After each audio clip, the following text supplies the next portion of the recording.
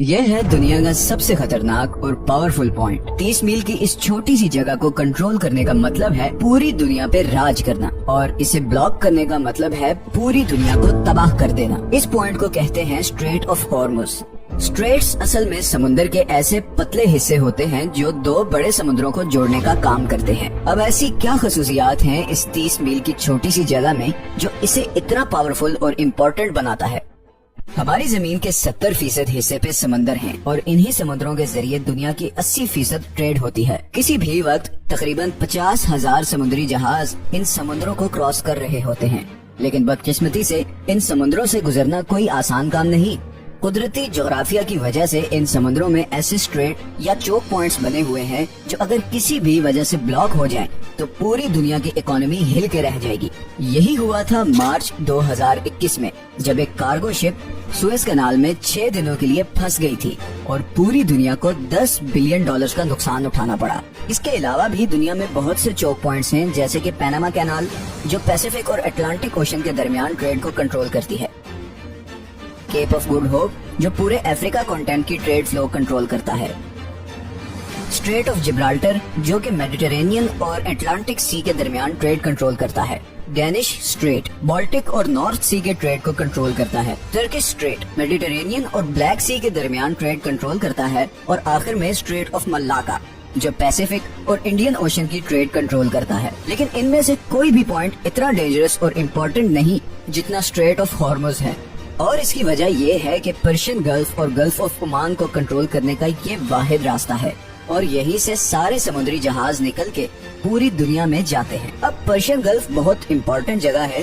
کیونکہ 8 کنٹریز اپنی coast line اس کے ساتھ شیئر کرتے ہیں، جس میں ایران، عراق، کویت، سعودی عرب، بحرین، قطر، UAE اور عمان شامل ہیں۔ ان میں سے 4 ملکوں کے لیے باقی دنیا سے کنیکٹ کرنے کا واحد راستہ ہی اسٹریٹ آف ہارمز ہے۔ اب اگر آپ مڈل ایسٹ کے بارے میں تھوڑا بھی جانتے ہیں تو یہ تو آپ کو پتا ہی ہوگا کہ مڈل ایسٹ کی پہچان ان کا تیل ہے۔ یہ تیل آج بھی ہماری دنیا کا سب سے بڑا انرجی سورس ہے۔ پوری دنیا کی 33% انرجی کنزمپشن تیل سے ہوتی ہے، چاہے وہ ٹرانسپورٹ کے ذریعے ہوں جیسے کہ گاڑی، ٹرین، جہاز یا پھر بجلی بنانے والے پاور پلانٹس۔ ان تمام سیکٹرز میں 70% آئل استعمال ہوتا ہے۔ اب آئل کا مسئلہ یہ ہے کہ یہ دنیا میں بہت کم جگہوں پر پایا جاتا ہے۔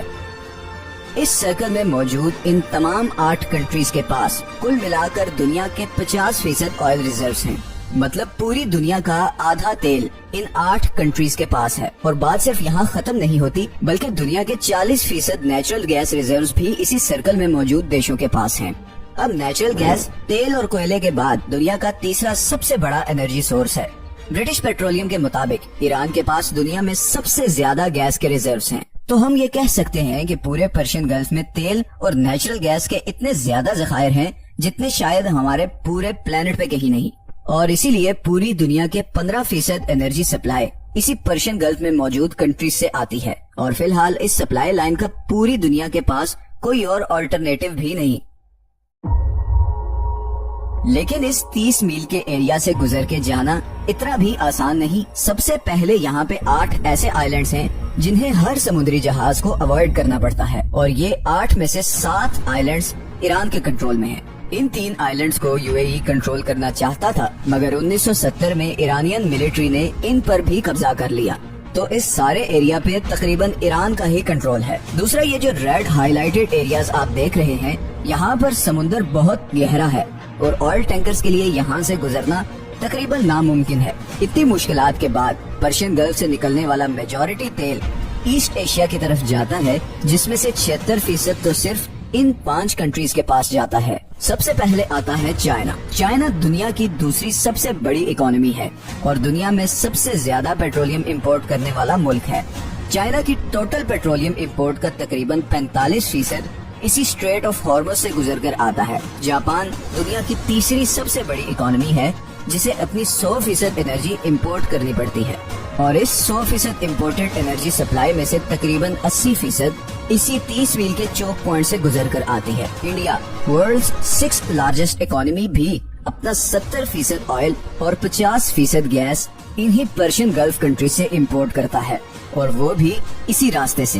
اسی طرح ساؤتھ کوریا جو کہ دنیا کی 10th لارجسٹ اکانومی ہے، اپنا 70% تیل इन्हीं पर्शियन गल्फ कंट्रीज से टैंकर्स के थ्रू इंपोर्ट करता है, जो उसी 30 मील के स्ट्रेट ऑफ हॉर्मुज से गुजर के आते हैं। तो अगर ये 30 मील की छोटी सी जगह किसी भी वजह से लंबे अरसे के लिए ब्लॉक हो जाए तो दुनिया की दूसरी, तीसरी, छठी और 10वीं इकोनॉमीज बिल्कुल कोलैप्स कर जाएंगी। और इसी तरह पर्शियन गल्फ में मौजूद इन तमाम 8 कंट्रीज का सोर्स ऑफ रेवेन्यू भी खत्म हो जाएगा और एज अ रिजल्ट पूरी दुनिया में एक जबरदस्त इकोनॉमिक क्राइसिस आ जाएगा। इसीलिए ये जगह दुनिया का सबसे खतरनाक और इम्पोर्टेंट चोक पॉइंट है और इसीलिए दुनिया के सारे सुपर पावर कंट्रीज की इस पे कड़ी नजर होती है।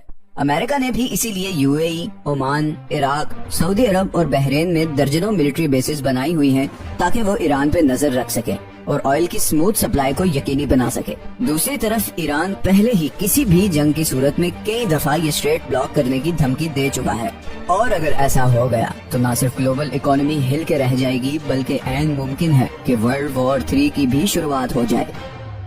अगर आपको ये वीडियो पसंद आई है तो इसे लाइक और चैनल को सब्सक्राइब जरूर कर दें और अगर आपके पास कोई सजेशंस हैं तो कमेंट में जरूर बताएं।